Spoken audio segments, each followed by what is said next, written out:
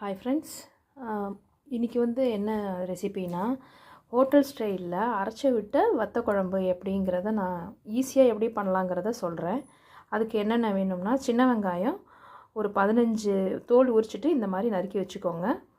தாளிக்கிறது பார்த்திங்க, அதோட பச்சை மிளகா வத்தல், கருவேப்பிலை வதக்கிறதுக்கு. சரியா?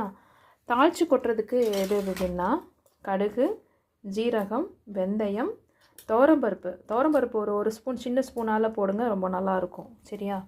அரைக்கிறதுக்கு என்னென்ன வேணும்னா, சின்ன வெங்காயம் ஒரு 5-6 சின்ன வெங்காயம், தேங்காய், மிளகா வத்தல், கொத்தமல்லி வேற, ஒரு தக்காளி. ஓகேவா? அப்புறம் குழம்பு மிளகாப்பொடி ஒரு 4 ஸ்பூன் நான் எடுத்து வச்சுருக்கேன். புளி ஊற வச்சுருக்கேன். உப்பு, இறக்குறச்ச பெரிய நெல்லிக்காய் சைஸில் வெல்லம் அதை போட்டு இறக்கினோம்னா ரொம்ப நல்லாயிருக்கும். ஸோ இதை வதக்கிக்கலாம். இதை முதல்ல அரைச்சிட்டு வந்துடுறேன். இதை வதக்கி எடுத்துகிட்டு வர்றேன். எப்படிங்கிறத நான் உங்களுக்கு சொல்கிறேன். பார்த்திங்களா, சின்ன வெங்காயம் இப்போ நல்லா வதங்கி எடுத்து இந்த ஸ்டேஜில் இப்போ நம்ம என்ன பண்ண போகிறோம்னா, அரைச்சி வச்சதை போட்டுடலாம்.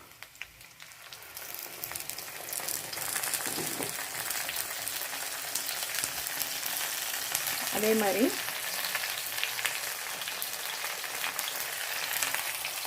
குழம்பு மிளகாப்பொடி,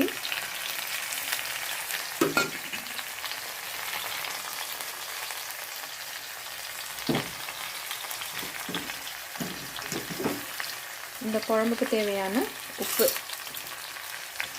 போட்டு புளிக்கரைசல் கரைச்சி வச்சுருக்கேன், அதையும் விட்டுடலாம்.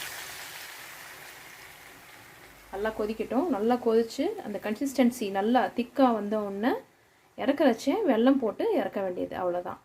தாளித்து கொட்டும்போது எண்ணெய் நல்லெண்ணெய் விட்டு பண்ணுங்கள். அப்போ தான் வத்த குழம்பு ரொம்ப டேஸ்ட்டாக இருக்கும்.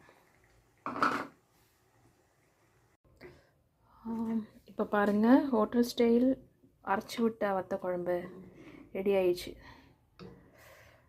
இதோட இந்த சின்ன வெங்காயத்தை கூட நீங்கள் முருங்கைக்காய், கத்திரிக்காய் எல்லாமே ஆட் பண்ணிக்கலாம், நல்லாயிருக்கும். சுட சுட சாதம் போட்டு ஒரு ஸ்பூன் நல்லெண்ணெய் விட்டுண்டு அப்பளம் தொட்டுன்னு கூட சாப்பிட்றலாம், ரொம்ப நல்லாயிருக்கும். நான் சொன்ன ரெசிபி படி நீங்கள் சமைச்சு பாருங்கள், ரொம்ப நல்லாயிருக்கும். ஃப்ரெண்ட்ஸ், லைக் பண்ணுங்கள், கமெண்ட் பண்ணுங்கள், ஷேர் பண்ணுங்கள்.